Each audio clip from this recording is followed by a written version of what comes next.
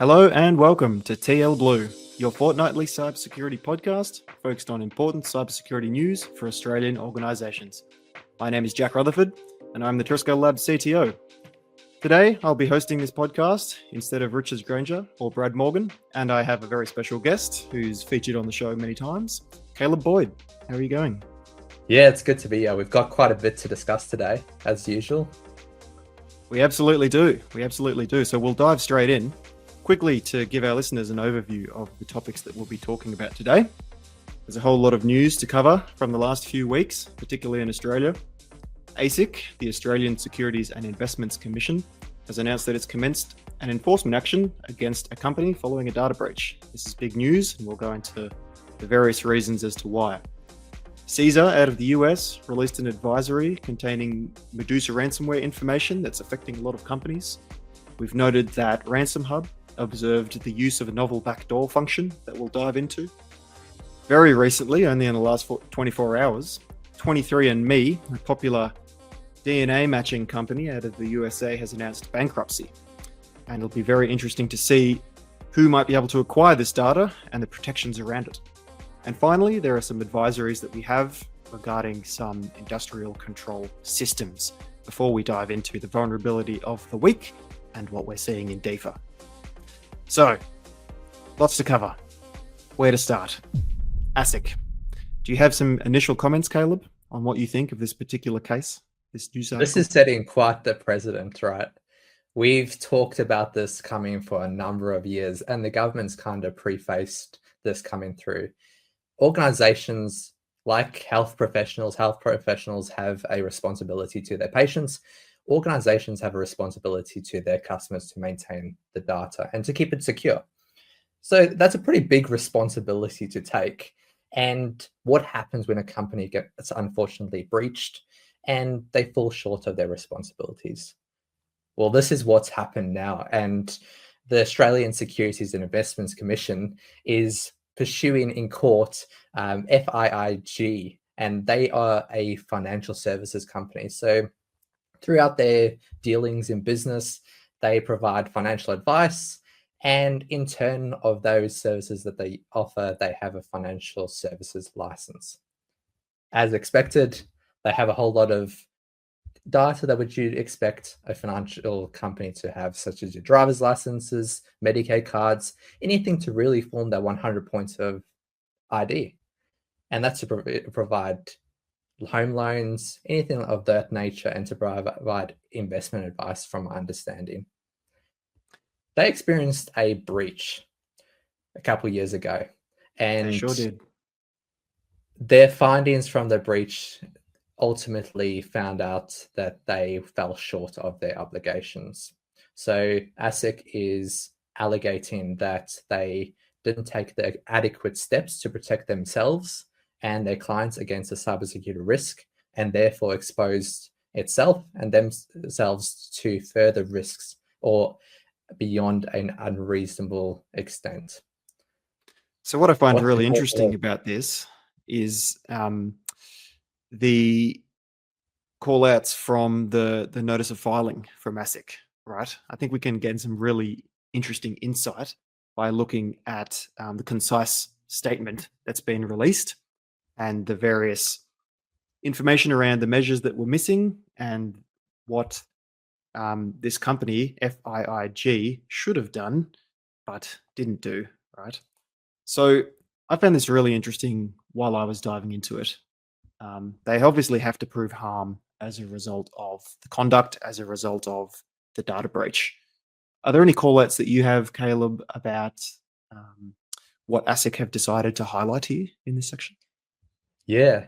Well, it's quite rare that we actually see the insides of a incident response and what actually happened behind the scenes. But through a court document, we can actually see what's happened, and we get really good insights from what we can take out and implement our organizations.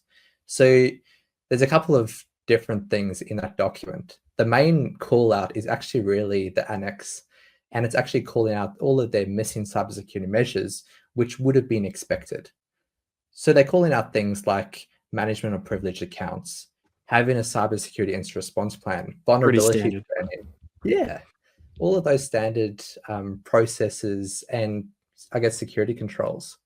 But also they've also included some insight into how the incident actually happened in point D. Right. So what have they involved there? What have they told us about how it happened?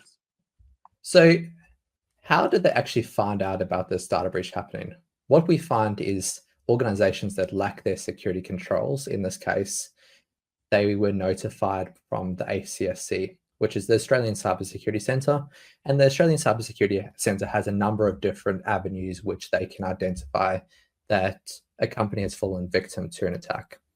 When you get these notifications, it's pretty important that you take note and consider yourselves compromised and get experts in.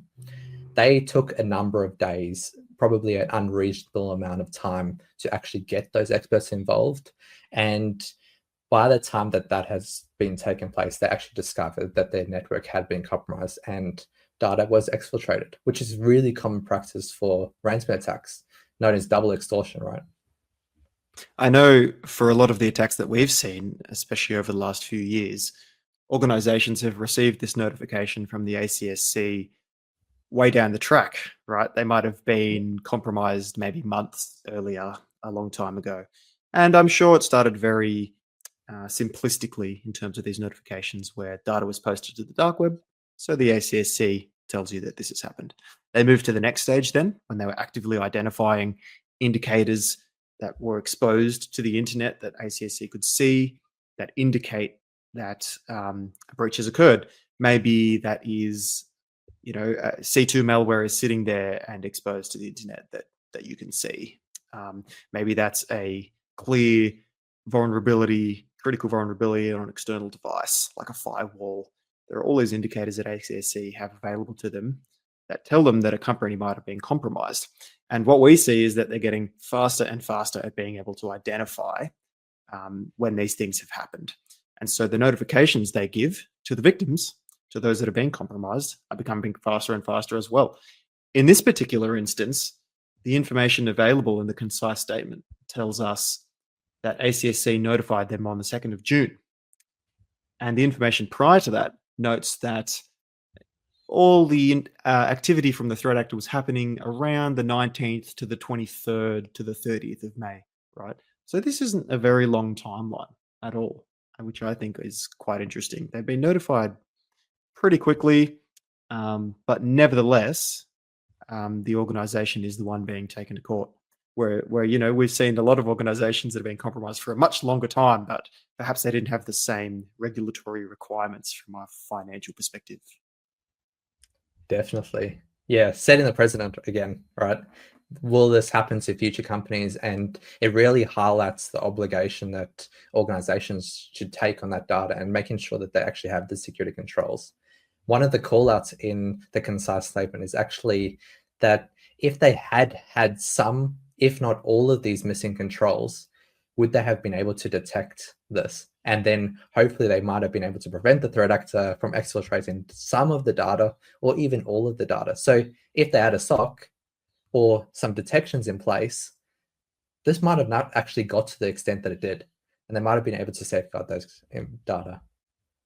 Yeah, indeed. And what I find really interesting as well is they do note monitoring in these suggested controls. They say a practice of monitoring of the SIEM on a daily basis by IT personnel. That's not a high bar. On a daily basis basically just means checking it once a day. But from our perspective, we recommend you have a dedicated team monitoring a SIEM product and other security products 24/7, and that you're triaging alerts as they come in. But the bar that's been set in this precedent here is, at least check it once a day, at least. And then maybe we can look at the next things. So as we said, a lot of these controls, very simplistic, very straightforward. And as always, it's the low-hanging fruit that's being targeted by the threat actors, these attacks. Definitely. Okay, moving on to topic 2. We have, coming out of the US mostly, a joint advisory from CISA, the FBI, ISAC, and a few other organizations about the Medusa ransomware gang. I believe it's targeted over 300 organizations, primarily in the critical infrastructure space. So we're talking healthcare, manufacturing, technology, those kind of industries. The definitions there are a little bit different to the Australian definitions, but for the most part, you can think of them as pretty similar. Medusa, your classic ransomware gang, double extortion model. They encrypt the data, they steal the data, and then they try to extort you for the key to decrypt the data and to prevent them from posting it to their leak site. What is your insight into this particular article, Caleb? What are the call-outs for you here? We've seen Medusa quite a bit in Australia. It's obviously not the same volumes that the United States sees, but we do have a little bit of an insight to what actually happens. And like we call out quite often, it's the small things that matter. So what's externally facing? Do you have remote desktop exposed to the internet? Do you have VPNs exposed as well? And without MFA? That's the main call out from this article. It's not complicated methods of gaining initial access. It's external applications that are exposed and phishing campaigns. So going back to the previous court hearing that they were talking about before, they got in through a zip file that was delivered via an email. Exact same that we've seen with Medusa. These are really important to put in extra security controls. Once they get into your environment, that's even easier to really detect. And you can take this article and you can look at introducing detections within your environment and going, hey, this really stands out from the ordinary. Things like scanning your whole environment using IP scanning. No user should really be conducting that activity, or bypassing defenses with base 64 encoding. Those are really easy detections to make and can detect an attacker in the early stages of the attack. So we have those really straightforward, easy detections, and I agree. Absolutely, organizations should have things in place to pick those up. Interestingly, though, a call out from this article is that the group has been leveraging legitimate tools and potentially even drivers. Traditionally, we've called this living off the land attacks, where threat actors will use Microsoft mostly tools, sometimes non-Microsoft, but tools that an organization would use for everyday activities within their network. And threat actors will compromise these, utilize these to attack the network and steal what they need. One of the more interesting terms that I saw called out here was BYOVD. Can you explain to our listeners what this acronym means? Yeah, definitely. So it stands for bring your own vulnerable bring your own vulnerable driver. Apologies for that one. It's hard because the original acronym is device, right? Yeah, exactly, right. They've built off off of that acronym, and now threat actors are using that. So it's effectively where a threat actor will bring a driver. And what do drivers run as? Well, system level privileges. And when a threat actor is able to abuse those system level privileges, what can they do? Well, they can evade our endpoint detection and response solutions. In most cases, what we actually see is actually, interestingly, these vulnerable drivers are deployed in contrast at the same time to the ransomware binary. So you'll see these vulnerable drivers sitting with the ransomware binary, and it'll actually disable your endpoint detection and response solutions, and then the ransomware will be deployed across the environment. So do you mean there that the driver is like integrated into the same executable there, or it's just kind of packaged in a file alongside the ransomware file alongside, yeah. So separate Yeah, file, right. and they come from legitimate software. So usually they will be pulled across, and threat actors will use those legitimate drivers, and they will inject their own code to do their motivation. In this case, evade our detections. Interesting. So Medusa, obviously very popular ransomware as a service model, threat actor. Do you think ransomware as a service will just become more and more popular? Oh, yeah, we've seen it already. This last 6 months, it's just on a steep climb. And especially in the Australian market, 2025 has been very active for ransomware as a service. And I think we'll probably see that continuing later in towards the coming year. Great. So some quick call outs for this particular article in terms of protecting yourself from these attacks. Look, it's nothing crazy. It's nothing new. It's the same old controls that we harp on about most often. Make sure you are mitigating and patching known vulnerabilities, particularly those that are exposed to the internet through things like appliances, firewalls, VPN devices, whatever it might be. Network segmentation and segregation is an important control so that if they do gain access to your network, they don't have just free reign across all your devices. They are restricted to one particular area. And of course, filtering network traffic as well is quite important. We talk about a lot of controls for which endpoints are protected, right? We have EDR devices, we have antivirus on servers. We might be ingesting logs from these appliances, even if it's only syslog, to create detections around them. But another important layer is that network level monitoring, having a device or several devices on your network so that you're watching the traffic flow across your network and picking up on anything malicious that might be traversing it. On to the next topic. Now, from Medusa to RansomHub, I hear that they're using a new novel backdoor function. Now, would you like to tell us a bit more about what this backdoor function is and why it's important? Yeah, so RansomHub's been very active in the Australian market, and I suspect that this is actually from the Lockbit takedown and all of the government action that's associated with them. So their affiliates have moved to RansomHub, and in turn, all of those sophisticated techniques that we've seen from Lockbit previous years, we now seen from RansomHub. Now, there's a call out around a new tool. So it's a backdoor, and I'm going to try and pronounce this one. I'm not sure if I'm going to get it right, but it's Betruger. And whilst the name's a little bit funny, it actually functions way beyond your normal backdoor. So usually our backdoors that we see, they will just provide, a shell for the threat actor to return to the environment, run a couple of commands. That's usually what we see. But this goes beyond. It's providing essentially a full framework that a threat actor can use. And once it's on the system, they can return to the environment as expected, but they can take screenshots, they can do privilege escalation, and they can even upload files. So when you start to think about, well, what's the motivation of a ransomware operator? Well, it's to encrypt your environment, but also nowadays they upload in files. Very, very concerning. Yeah, and very interesting to see such extensive functionality in a backdoor like this. I think from a threat actor's point of view, why this might not happen often is because you are constantly in this cat and mouse game of developing a new backdoor tool and then having the signature for that tool picked up by antivirus and EDR software. So needing to change that signature, change the tool so that it's evading it again. And I can only imagine if the backdoor tool has all this functionality that makes it so much larger in terms of size, it's even harder to hide it, right? Because there's just more things to pick up on.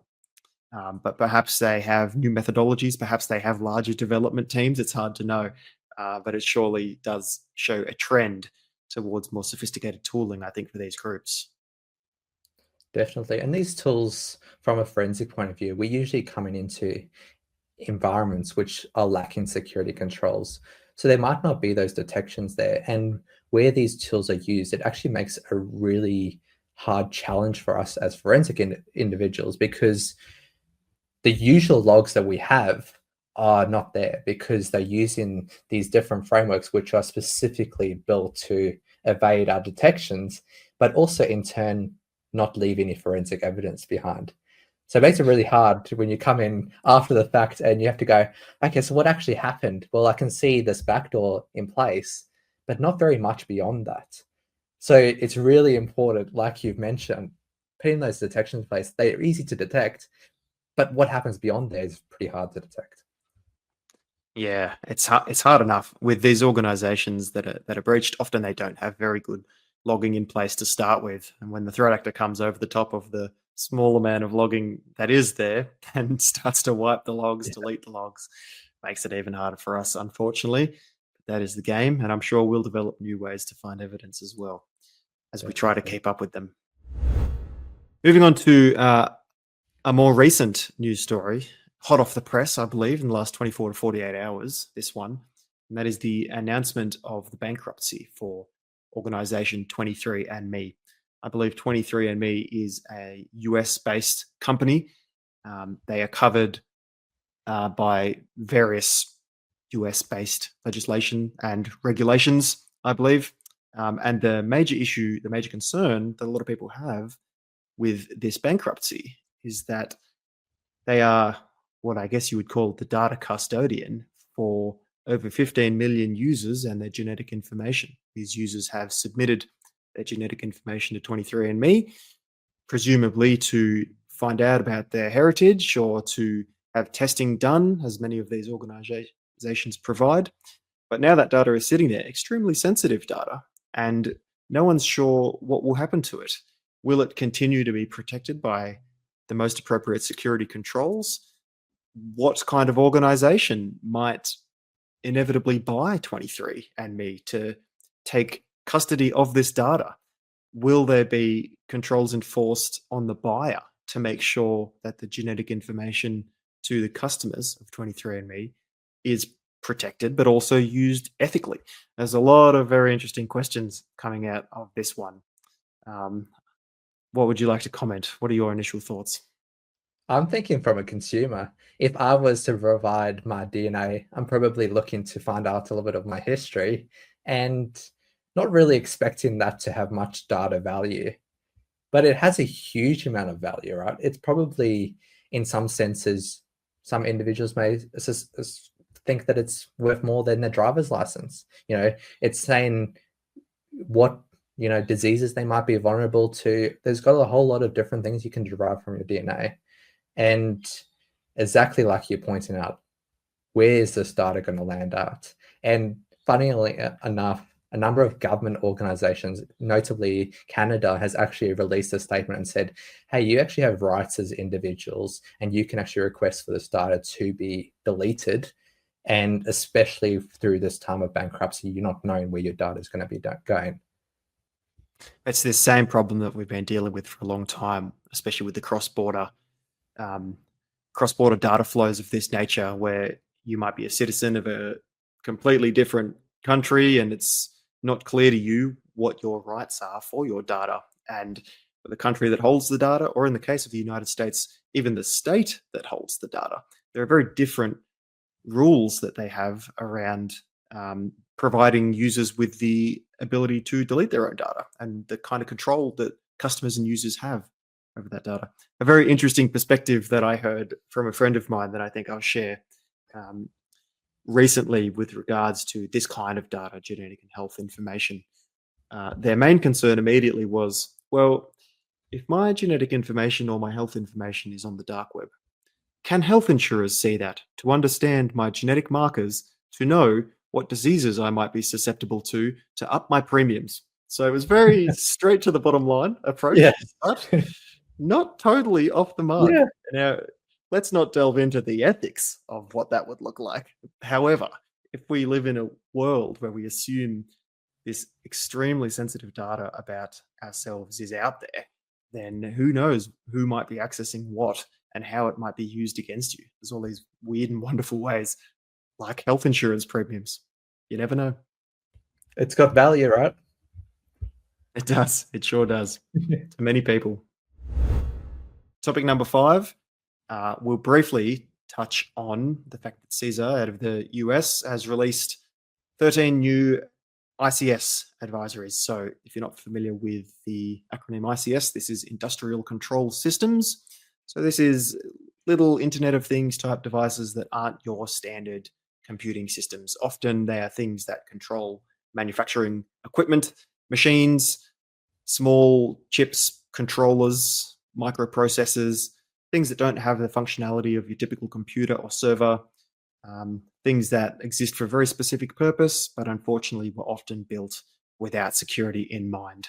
Whether this is because they're so small and security takes up space and processing power and memory, and so there might not have been room for that, or whether it was simply because this was not a consideration in the minds of those who designed these products. Either way, there's 13 new advisories out for many well-known brands, including Siemens, Sungrow, Philips, and more. But it does open up an interesting discussion as to the initiatives that we're seeing in this ICS/OT operational technology space. Do you have initial comments, Caleb, on where you think these trends are going? Yeah, these appliances are obviously connected to something. And in most cases, the thing that they're connected to are our critical infrastructure or things of great importance to an organization. So industrial control systems, industrial is the real call out word there. It's your mining systems, it's your waste and sewage pumps, it's all of those type of appliances are controlled by industrial control systems. So if there is a vulnerability that an attacker is able to exploit, it's pretty important that we take it seriously, because whilst we talk about ransomware a lot, there's also other threat groups out there that are looking to cause other types of harms to organizations. And if a threat actor were able to use these type of appliances in a malicious way, it can use a lot of harm, unfortunately. So I guess what's the really advice that we can give an organization if they do have these type of appliances? Hopefully they are taking all of the controls possible, but what's some really basic things we can implement? So a lot of the network level controls, I believe, are quite relevant still, with first and foremost, if you have ICS/OT systems that are on a network that you're responsible for, segregating them from the rest of the network. Make sure they're off in their own little space, perhaps do more segregation than that. The more segregation, the better, as far as I'm concerned. And in that respect, they are separate. And if the traditional network gets compromised, which threat actors are very good at, then at least you haven't yet compromised the ICS or OT network. So minimizing that network exposure is key. Ensuring that you have secure controls around your remote access solutions is always key. I feel like when these devices were developed, they were very much developed with system administration to be performed on site. So people probably weren't thinking that they might perform this administration remotely, because when you expose a lot of these remote administrative interfaces to the internet, a lot of the time they are very basic web UI over HTTP. They might not even have encryption, might not even have TLS, and often they have a lot of vulnerabilities. So making sure whatever your solution is to remotely access these devices or these network segments, you have that locked down with secure authentication, encryption, multi-factor authentication, strong multi-factor authentication, and all the usual controls that we would recommend. Are there any other key mitigations that you think I might have missed? Yeah, they have to get into the environment somehow. So I guess we're calling out the industrial control system side of things, but what's your normal environment looking like? And making sure you're aware of the responsibility that you've got these really important appliances on your system, segregate them, but then also make sure that your normal environment is secure as possible. We don't want to just be focusing on ICS. We want to focus on both equally here. I totally agree. And it does raise an interesting question because, we've covered just now to say that there are so many of these devices out there, billions of them, in fact, and that perhaps it would be fair to say the vast majority of them were designed insecurely, or at least with security as a afterthought rather than a primary consideration. How do you think the operators of these control systems can keep pace with the frequent vulnerabilities that we're seeing? What do you think some strategies are that they can use to make sure they're keeping up and not just patching the holes? Yeah, it's an interesting question. I think probably having security at the forefront of your job. I know obviously you've got a different role to perform, possibly an engineer looking at these systems. But if you're going into the mindset and every time you touch one of these systems, you're going in and going, okay, well, have I updated the firmware? Is it behind a firewall? Have I segmented it? That's some really easy questionnaires that you can go through when you're accessing these appliances. And that would probably lead to a whole bunch of other questions. But yet again, you're thinking about it. And that's the first step in block to make sure that you're going to do those right things by these systems. And I guess we have two sides to it, right? We're talking about the secure design of these things. This is more well known as secure by design. So this is the process of implementing security into the development process of these devices at the early stage so that it's a primary consideration. The ACSC has recently come out with a different, very interesting term, which I believe is secure by demand. This is when probably the more common situation I believe these operators might find themselves in, where they are stuck with all these hundreds of ICS devices and it's too late. You already have them. The design process is well done and dusted, but you need to do something. So following those secure by demand principles, I think, would also be key in this instance. And that is the news for this week.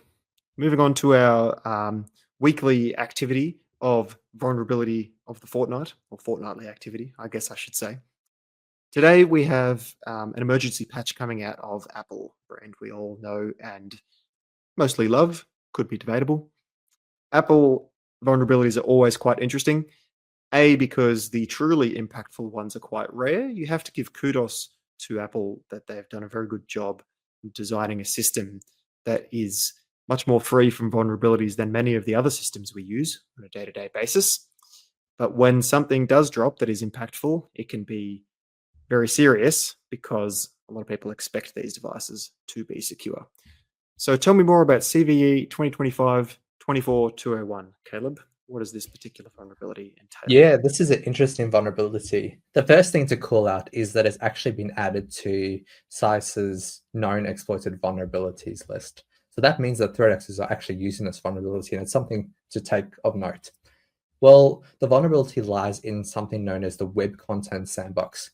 Well, we as developers or IT professionals implement sandboxes to make sure that everything's confined to a nice, secure environment, and it can't go outside of that secure, confined environment. But what happens when we have a vulnerability that goes outside that environment, the very thing that we're trying to secure? Well, that can lead to things like remote code execution. So this vulnerability allows the threat actor to go outside that sandbox and execute remote code. Now, that is pretty concerning because at the end, they can execute any code they want. But I guess the call out really around this is Apple has done a great job. They released an emergency patch. There's fixes available, and you can secure your device as we speak at this moment.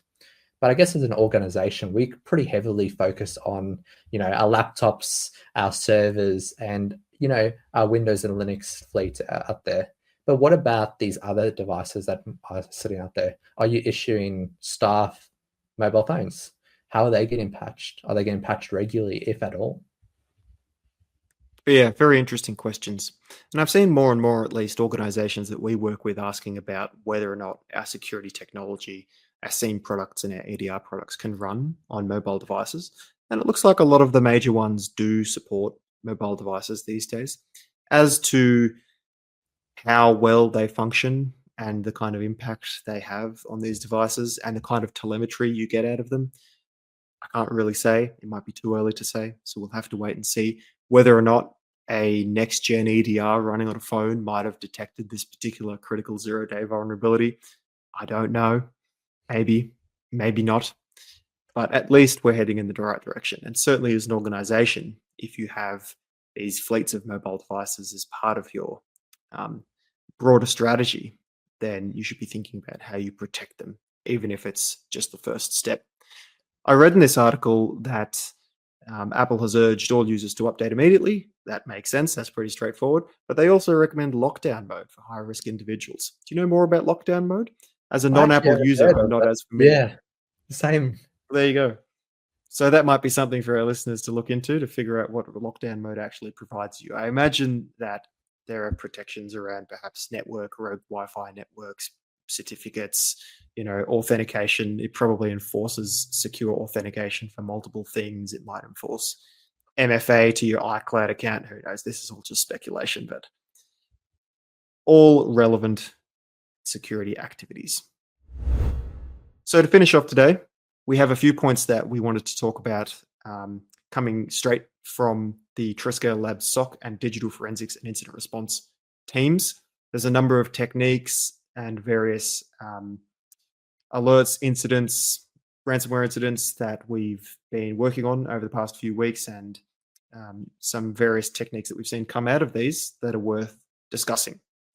I think perhaps the first one is the most interesting. It's a technique that we've seen across both the SOC and the DFIR team, and it's to do with something that Brian Krebs on security highlighted very recently, the click fix attack. Can you tell me more about this, Caleb? Yeah, I'm actually quite glad that it's got a name. Last episode, we were talking about these fake captures, and ever since we've seen an astronomical surge in the amount of times that we've seen these type of attacks. So effectively, the click fix term is everything where a threat actor is using the Windows R prompt to inject or social engineer a user to provide code into their system. So that's anything from your fake captures to Facebook, Google Chrome. It's the whole amazing how far it has gone. But also we've seen this in phishing emails.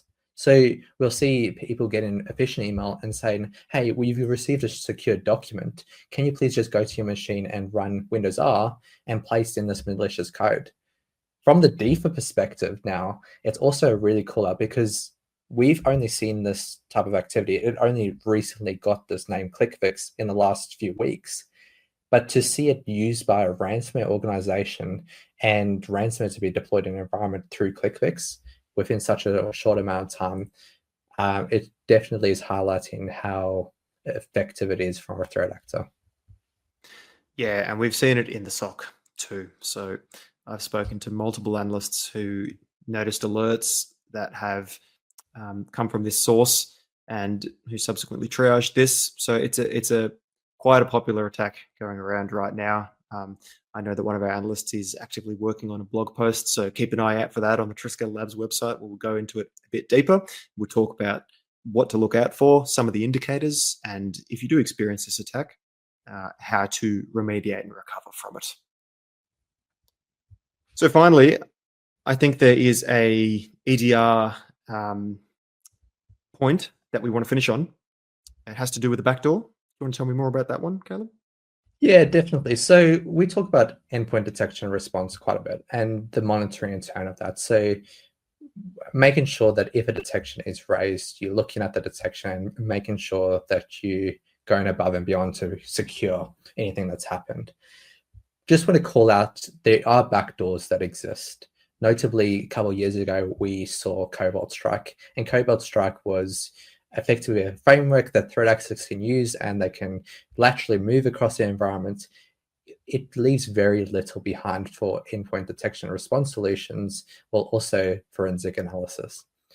There's a new tool on the block called Ratel, and threat actors are using that tool.